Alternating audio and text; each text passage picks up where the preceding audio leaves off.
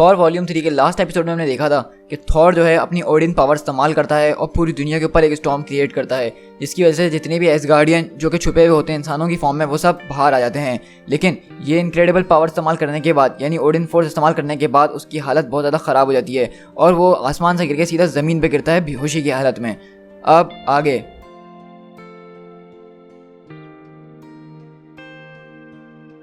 यहाँ से हम देखते हैं कि थॉर को जो है एसगार्डियन लेकर आ रहे होते हैं कंधों में, क्योंकि उसकी हालत बहुत बुरी हो चुकी होती है और सब लोग चिल्ला रहे होते हैं कि सामने से हटो, लॉर्ड थॉर यहाँ पे आ रहे हैं। लेकिन थॉर यही बोल रहा होता है कि कोई मुझे इस हालत में देखे ना, मुझे मेरी चैम्बर की तरफ जल्द से जल्द ले जाओ।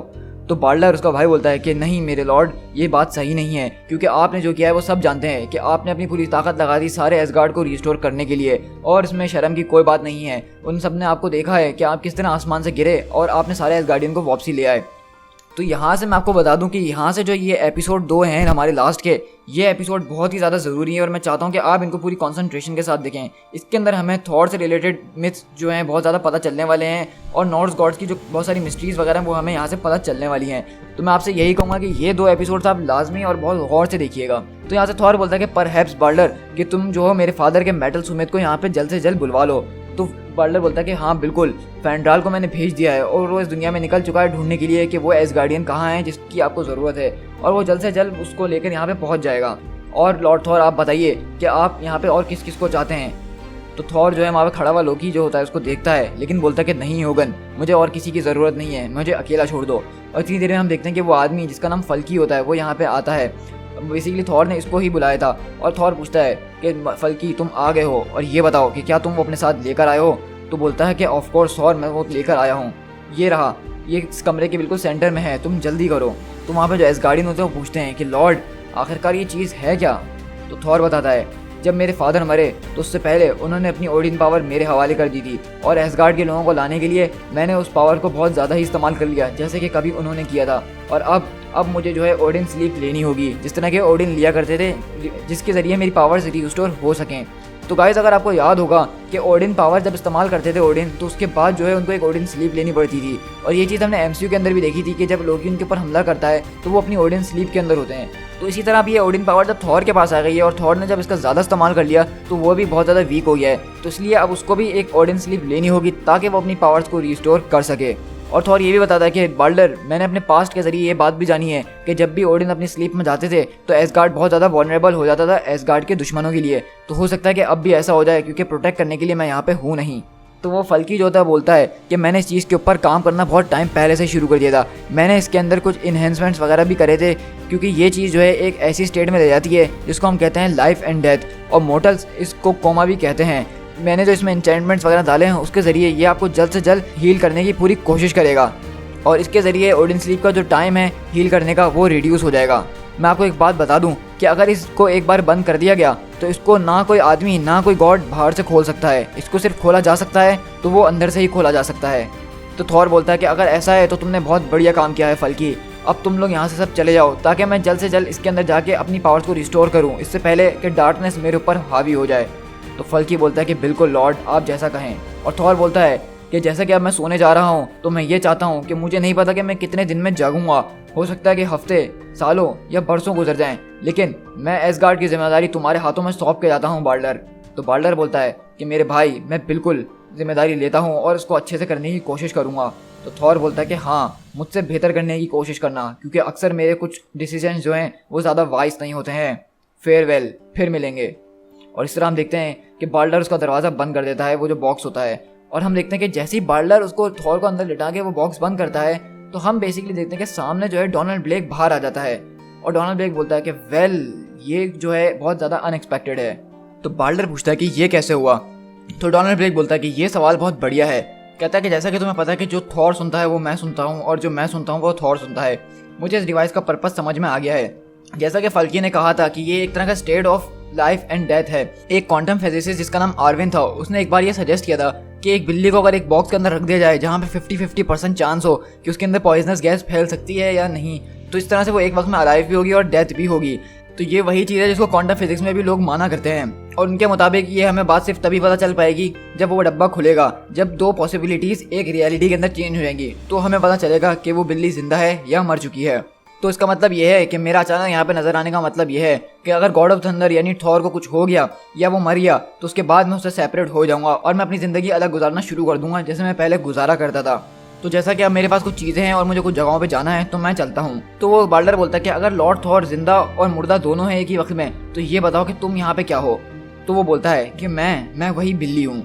इस तरह से हम देखते हैं कि डोनाल्ड ब्लेक जो है वहाँ से निकलता है उस कमरे से और सारे एसगार्डियन के बीच में तो होता हुआ वहाँ से निकलने की तरफ जा रहा होता है और वो वहाँ पे किनारे पे खड़े होकर बोलता है क्या किसी के पास यहाँ पे सीढ़ी होगी। और फिर हम शिफ्ट होते हैं उस बॉक्स के अंदर यानी जहाँ थॉर लेटा होता है अपनी आंखें बंद करके। और अचानक जब उसकी आंखें खुलती हैं तो उसकी नज़र उन दो कौवों के ऊपर पड़ती है जो कि रेवन हैं ओडिन के। और इनको आप जानते होंगे अगर आपने वो रैग्नारॉक वाली स्टोरी देखी होगी। और वो रेवन जो हैं बेसिकली इसको जो है अजीब अजीब उससे बातें कर रहे होते हैं कि ये आ गया हमारा प्रिंस। तो आप बताओ कि तुम्हें अपने बाप के बिस्तर में सोना कैसा लग रहा है और अपनी बाप की शक्तियों के साथ और अपने बाप के ताज के साथ। तो थॉर बोलता है कि तो इसके अलावा तुम मुझसे और क्या चाहते हो।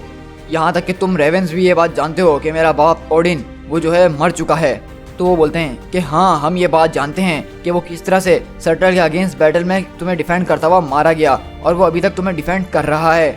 तुम वो हो जिसने सारे उन एसगार्डियंस को जगा दिया जो कि पहले कभी मर चुके थे।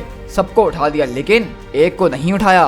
तुम बहुत ही सेल्फिश बेटे हो। तुम एक बुज़दिल प्रिंसलिंग हो। तो थॉर को गुस्सा आ जाता है और बोलता है कि मैं सिर्फ उन्हीं लोगों को वापसी बुला सकता हूँ जो कि रैग्नारॉक के इवेंट में मारे गए हों।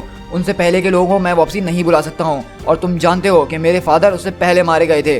तो वो कौवे बोलते हैं कि हाँ वैसे ये थॉट तो बहुत ज़्यादा कंफर्टिंग है लेकिन क्या तुम इस बारे में श्योर हो। हम वैसे भी कौन होते हैं तुम्हारी इस अथॉरिटी को चैलेंज करने वाले। हम तो चाहते हैं कि तुम इस पावर को पोसेस करो और अपनी पूरी अथॉरिटी के साथ इसको निभाओ। लेकिन हमें ओडिन के जाने से तुम्हारे चेहरे पे वो गम और दुख नजर नहीं आ रहा जो कि आना चाहिए था। तो थॉर बोलता है कि अब यहाँ पे कुछ भी नहीं है जो मैं उनके लिए कर सकूँ, वो जा चुके हैं। तो कौवा बोलता है कि तुम्हारी बात तो ठीक है प्रिंसलिंग लेकिन मैं तुम्हारे कानों से और अपने कानों से पूछना चाहता हूँ कि इस नीदर वर्ल्ड के अंदर जहाँ पे तुम लाइफ और डेथ के बीच में हो तुम्हें वो ग्लो करती हुई और फियर्स चीज़ नजर नहीं आ रही है उस पहाड़ियों के पीछे। क्या तुम्हें वो कॉम्बैट का साउंड समझ में नहीं आ रहा है। क्या तुम्हें वो सुना सुना नहीं लग रहा है। और इस तरह से हम देखते हैं कि थॉर उस पहाड़ी की तरफ जा रहा होता है देखने के लिए कि वहाँ पे हो रहा है तो क्या हो रहा है। लेकिन हम यहीं पे देखते हैं कि डोनाल्ड ब्लेक जो है वो एक एयरपोर्ट पे आता है और अपनी एक फ़्लाइट बुक करवाता है न्यूयॉर्क सिटी के लिए क्योंकि उसको वहाँ पे किसी से मिलने जाना होता है और बहुत अर्जेंटली। और इस तरह हम देखते हैं कि वो वहाँ से एक फ़्लाइट बुक करवाता है और न्यूयॉर्क के लिए निकल जाता है और वो बेसिकली ढूंढ रहा होता है जेन फॉस्टर को। और आप सब जानते हैं कि जेन फॉस्टर कौन है। और इस तरह से हम देखते हैं कि थॉर उस पहाड़ी के नीचे जब देखता है तो वहाँ से बहुत ज़बरदस्त लड़ाई की आवाज़ें आ रही होती हैं और थॉर की शक्ल एकदम 12 बज चुके होते हैं क्योंकि हम देखते हैं नीचे कि वहाँ पे ओडिन जो हैं वो सर्टर से लड़ रहे होते हैं। और यहाँ पे सर्टर और ओडिन के बीच बहुत खतरनाक फाइट हो रही होती है। सर्टर जो है ओडिन के ऊपर काफ़ी ज़्यादा भारी भी पड़ रहा होता है और ये चीज़ थॉर देखता है और अपना हैमर उठाते हुए बोलता है कि फादर। लेकिन हम देखते हैं ओडिन भी कोई हल्की चीज़ है नहीं तो वो सीधा सर्टर के गले में अपनी तलवार आर पार कर देते हैं और बोलते हैं कि आज के दिन जो हो तुम दोबारा से मरने वाले हो। और इस तरह हम देखते हैं कि सर्टर वहाँ पे मर जाता है और थॉर भागता हुआ आता है कि फादर मुझे आपकी मदद करने दीजिए। ओडिन बोलता है कि थॉर तुम्हें यहाँ पे नहीं होना चाहिए था। तुम यहाँ कर रहे हो तो क्या कर रहे हो। थॉर वहाँ आके बोलता है ओडिन को उठाते हुए कि ओडिन मुझे समझ में नहीं आ रहा, ये सब मुझे समझ में नहीं आ रहा। तो वो कौवे वहाँ से दूर बैठ के देख रहे होते हैं और बोलते हैं आपस में कि इसमें से क्या चीज़ बेहतर है और क्या चीज़ बुरी है। मैं हमेशा ये सोचता रहता हूँ क्या हर चीज़ को समझना ज़्यादा अच्छा है या फिर हर चीज़ को ना समझना ज़्यादा अच्छा है। तो दूसरा कौवा बोलता है कि मेरे ख्याल से समझना जो है हमेशा से बुरा होता है। तुम समझ के जो अपने ऊपर बर्डन ले लेते हो, रिस्पॉन्सिबिलिटी ले लेते हो। जब तुम्हें कुछ समझ में नहीं आएगा तो तुम्हारे ऊपर किसी चीज़ की रिस्पॉन्सिबिलिटी और बर्डन होगा ही नहीं। तो यहाँ पे बेसिकली जो रोडिन के कौवे हैं ये बहुत ज़्यादा वाइस हैं। मतलब इनकी बातों से हमें अंदाज़ा हो रहा है कि इनके पास बहुत ज़्यादा एक्सपीरियंस है क्योंकि ये ओडिन के साथ बहुत वक्त से हैं। तो वहीं पे थॉर बोलता है कि फादर आपके वुंड्स ये तो ओडिन बोलता है कि उनके बारे में तुम्हें चिंता करने की कोई ज़रूरत नहीं है। ये मेरे वुंड्स जो हैं चले जाएंगे और कल सुबह फिर वापसी आ जाएंगे। इस जगह वैसे हमें ये पता तो नहीं होता है कि कब सुबह होगी और कब रात होगी क्योंकि हमारे ऊपर जो ग्रेटर पावर्स बैठी हैं वो ही इस बात को समझ सकती हैं। लेकिन मेरे बेटे थॉर तुम्हें यहाँ पे नहीं होना चाहिए था। ये जगह तो मुर्दा लोगों के लिए है तो तुम यहाँ पे कैसे आए हो। तो थॉर बोलता है कि मैं यहाँ पे ओडिन स्लीप के ज़रिए आया हूँ फादर। तो ओडिन बोलते हैं कि ऑफ कोर्स हाँ वो मुझे याद है वो स्लीप जो कि तुम्हें लाइफ और डेथ के बीच में ले जाती है। लेकिन अब से ये कोई ओडिन स्लीप नहीं है। ये शक्तियाँ, ये पावर्स, ये थ्रोन, ये सब अब तुम्हारा है। अब से ये थॉर स्लीप हो गई है। तो थॉर बोलता है कि लेकिन फादर अगर मैं यहाँ पे मौजूद हूँ, मैं आपको देख सकता हूँ, आपको छू सकता हूँ, आपको फील कर सकता हूँ, आपसे बात कर सकता हूँ, तो क्या मैं आपको यहाँ इस डार्कनेस से वापसी बाहर ले जा नहीं सकता। तो ओडिन बोलते हैं कि अगर तुम मेरे बेटे चाहते तुम मुझे यहाँ से कब का निकाल कर ले गए होते। लेकिन इसके लिए तुमने ना कोई एफर्ट करी ना ही कुछ सोचा। तुम चाहते तो कुछ मैजिशियंस वगैरह को लाते, उनसे सवालात करते, तुम कोशिश करते, लेकिन तुमने मेरे लिए कुछ भी कोशिश नहीं करी। और शायद मैं भी तुम्हारी जगह होता तो यही करता। तो थॉर बोलता कि नहीं नहीं फादर, ऐसी कोई बात नहीं है, मैं समझ नहीं पा रहा हूँ आप क्या कहना चाह रहे हैं। तो ओडिन बोलते हैं कि बेटा मैं सारी बातें समझ चुका हूँ, आओ मेरे साथ चलो थोड़ा, ताकि मेरे पैरों में थोड़ी जान आ जाए और मैं तुम्हें एक स्टोरी सुनाता हूँ। तो यहाँ से जो है बेसिकली स्टोरी, एक बहुत ज़बरदस्त स्टोरी ओडिन सुनाने वाले हैं, और मैं चाहता हूँ कि यहाँ से आप लोग बहुत ज़्यादा कॉन्सेंट्रेट होकर इस स्टोरी को सुनिएगा। तो ओडिन बताते हैं गॉड्स हो या मोर्टल्स, उन लोगों के बीच में एक चीज़ कॉमन है कि उनको कभी ना कभी आगे बढ़ने के लिए अपने बाप को मारना पड़ता है। मोर्टल्स के लिए ये सिर्फ एक मेटाफोर है, मतलब वो लोग अपने पास ऐसी सेइंग्स रखते हैं कि अगर तुम्हें आगे बढ़ना है ज़िंदगी में तो अपने बाप के साए से आगे निकलना होगा, उनसे बेहतर बनना पड़ेगा, उनके बिना जीना पड़ेगा, अपने पाँव पे खड़ा होना पड़ेगा। लेकिन हम गॉड्स के लिए ये चीज़ एक अलग ही मायने रखती है। और यहाँ से हम शिफ्ट होते हैं बहुत सालों पहले, जब ओडिन पैदा हुए थे, और बताते हैं कि मैं पैदा हुआ था एक एसीर के तौर पे, जो कि पुराने गॉड्स का नाम है। और मेरे फादर का नाम बोर था और मेरी मदर का नाम बेस्टिया था। बोर उन गॉड्स में से हैं जिन्होंने इस यूनिवर्स को क्रिएट करा था, और गॉडेस बेस्टिया जो थी वो मेरी मदर थी। बोर ने मुझे सिखाया था कि किस तरह से लड़ा जाता है, उन्होंने मुझे सिखाया था कि किस तरह से सोचा जाता है, किस तरह से रूल किया जाता है और किस तरह से सर्व किया जाता है। उन्होंने मुझे सिखाया था कि किस तरह से अपने ड्रीम्स को डिफेंड किया जाता है।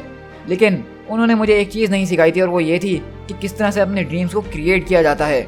मैं जो हूँ मिडगार्ड में आके चला करता था, लेकिन उस वक्त जो था उस कोई मॉडल वहाँ पे एग्जिस्ट नहीं करता था। और उस वक्त जो है मुझे वो जगह बहुत ज़्यादा खूबसूरत तो लगती थी, लेकिन साथ में खाली भी लगती थी। और मेरे पास एक सोच थी, और मैंने सोचा क्यों ना मैं इस जगह पे एक नई रेस, एक नई चीज़ शुरू करूं जिसको मेरी लेगेसी माना जाएगा। ये मेरा शुरू से एक सपना था, और ये वही वक्त है कि सबसे पहले मैंने इंसान के अंदर जान फूंकी थी। लेकिन मेरे फादर इस बात से बिल्कुल भी खुश नहीं थे। लेकिन मेरे फादर इतनी पावर होने के बाद भी इसको अंडू नहीं कर सकते थे जो मैंने किया था। लेकिन इसके बदले में वो मेरे लोगों को पनिशमेंट देते थे। वो यहाँ पे आया करते थे, यहाँ का वेदर चेंज कर दिया करते थे, उनको बहुत ज़्यादा सफ़र करवाते थे, उनको पेन दिलवाते थे। उन्होंने अपनी ताकत का हर इस्तेमाल करा कि वो मोर्टल ज़िंदगी को जो है तकलीफ़ में रख सकें और उनको परेशान करते रहें। और ये चीज़ जो है बहुत अरसे तक चलती रही कि बेचारे मोर्टल्स जो हैं मैंने जिनको बनाया था वो मेरे फादर की वजह से सफ़र करते ही रहे। और इस तरह से एसगार्ड की एक और एनिमी के साथ वार आ गई, और वो हमारे सामने इतने ज़्यादा थे, इससे पहले हमने इतने दुश्मन एक साथ नहीं देखे थे। हम उनसे डरते तो नहीं थे बिल्कुल भी, और हम उनसे डरे भी तो क्यों डरे, क्योंकि हम सुप्रीम गॉड्स थे। और क्या बोर हमारे साथ नहीं थे? बोर बिल्कुल हमारे साथ थे। तो इस बैटल में हारना तो बनता था ही नहीं। और इसी बैटल की हीट के दौरान मेरे फादर ने एक फ्रॉस्ट जायंट का पीछा शुरू किया, क्योंकि मेरे फादर को अब इस फ्रॉस्ट जायंट का दिल चाहिए था। लेकिन मेरे फादर को ये बात नहीं पता थी कि वो फ्रॉस्ट जायंट जो था उनको एक ट्रैप के अंदर ले जा रहा था। वहाँ दूर कहीं एक खतरनाक और पावरफुल सॉर्सरर खड़ा हुआ उनका इंतजार कर रहा था, ताकि वो मेरे फादर यानी बोर को एक ट्रैप के अंदर फंसा सके। मैं अपने फादर के पीछे पीछे गया कुछ सेकंड की ही देरी से, लेकिन वो कुछ सेकंड भी जो थे मेरे लिए बहुत ज़्यादा लेट हो चुके थे। और जब मैं वहाँ पहुँचा, मेरे फादर को जो है उस सॉर्सरर ने एक लिविंग स्नो के अंदर ट्रांसफॉर्म कर दिया था, और हर एक हवा के चलने के साथ वो मेरे फादर को अपने साथ ले जा रहा था। और वहीं पे हम देखते हैं कि बोर बोल रहे होते हैं मरते हुए कि मेरे बेटे मेरी मदद करो, मैं जो हूँ यहाँ से मिट रहा हूँ, तुम एक सॉर्सरर को ढूंढो जो कि इस दुनिया में सबसे ज़्यादा पावरफुल हो। मेरी स्पिरिट जो है वो इस स्नो के अंदर ही होगी, लेकिन वो तुम्हारा इंतज़ार करेगी कि तुम उसको कब बुलाओगे वापसी, मतलब तुम कब उसको रिकॉल करोगे। मुझे इसी स्नो के अंदर आके तलाश करना मेरे बेटे, मुझे रिस्टोर ज़रूर करना, मुझे तुम्हारी मदद चाहिए। और उसके बाद एक ज़बरदार हवा आई, और हवा के साथ मेरे फादर की आवाज़ भी वहाँ से चले गई, और उसके साथ साथ वो भी इस दुनिया से चले गए। फिर मैं लौट के अपने लोगों के पास आया, जहाँ पे वो जश्न मना रहे थे क्योंकि वो एनिमीज से जीत चुके थे। लेकिन अब मैं लौट कर तो आया था, लेकिन मेरे साथ बोर लौट कर नहीं आए, और सब लोग उनसे यही पूछ रहे होते हैं कि बोर कहाँ है इस सेलिब्रेशन के मौके पे। और ओडिन बताते हैं कि मेरे फादर अब नहीं रहे, वो मर चुके हैं, अब चलो मेरे साथ, ये हमारे लिए एक दुख भरा मौका है। और इस तरह हम लोग वहाँ से चले गए, और हमने उनके लिए बहुत ज़्यादा अफसोस भी करा, और क्यों ना करते, क्योंकि उनको हर कोई पसंद करता था, उनसे हर कोई प्यार जो करता था। लेकिन उस दिन जो है मैं वहाँ का बादशाह भी बन गया। अब जो है मैं वैसा ही मिडगार्ड बना सकता था जैसा मैंने हमेशा से चाहा था। मैं अपने प्लान्स को खुद अपने ज़रिए चूज़ कर सकता था, मैं अपनी डेस्टिनी को अपने हाथ में रख सकता था, मेरा जो दिल चाह रहा था मैं वो कर सकता था। लेकिन जैसे जैसे हर एक सर्दी का मौसम आता रहा और वो स्नो जब मेरे पास से गुजरती थी, तो मुझे ऐसा लगता था कि उस स्नो के अंदर से मेरे फादर की वॉइस आ रही है जो कि मुझे पुकार रही है, और वो बोल रही है कि मेरी स्पिरिट को निकालो, वो एक जगह ट्रैप हुई भी है। और दिल के अंदर मुझे ये बात भी पता थी कि वो वॉइस जो है सिर्फ मेरी इमेजिनेशंस के अंदर नहीं है, बल्कि वो सच में है। लेकिन जैसे जैसे वक्त गुजरता गया वो आवाज़ फेड होती रही, और इतने वक्त गुजर गया कि अब वो मैं आवाज़ सुन भी नहीं सकता हूँ और मैंने अपने दिल को यही सोचने पे मजबूर कर दिया। लेकिन इसका ये मतलब नहीं है कि वो वॉइस अगर किसी ने सुनी नहीं गई तो उसको कोई फील नहीं कर पाया। लेकिन अब जो है मेरे पास और भी इंपॉर्टेंट चीज़ें आ गई थी ज़िंदगी के अंदर, जैसा कि मेरा वारिस, मेरा बेटा यानी तुम। तो ओडिन बोलते हैं कि तुम क्यों रो रही हो औरत? तो वो बोलती हैं क्या तुम नहीं देख रहे हो लॉर्ड ओडिन? तो ओडिन बोलता है कि क्या क्या नहीं देख रहा मैं? तो उसकी मदर बोलती हैं कि क्या तुम नहीं देख रहे हो कि इसकी आंखें बिल्कुल तुम्हारे बाप जैसी हैं? तो ओडिन बोलता है कि हाँ। और ओडिन बोलते हैं और मैं उसी मोमेंट समझ गया था कि एक दिन ये पहिया जो है वापसी घूम के ज़रूर आएगा। मतलब जो मैंने अपने बाप के साथ किया है वो मेरा बेटा भी कभी मेरे साथ ज़रूर करेगा। To be continued.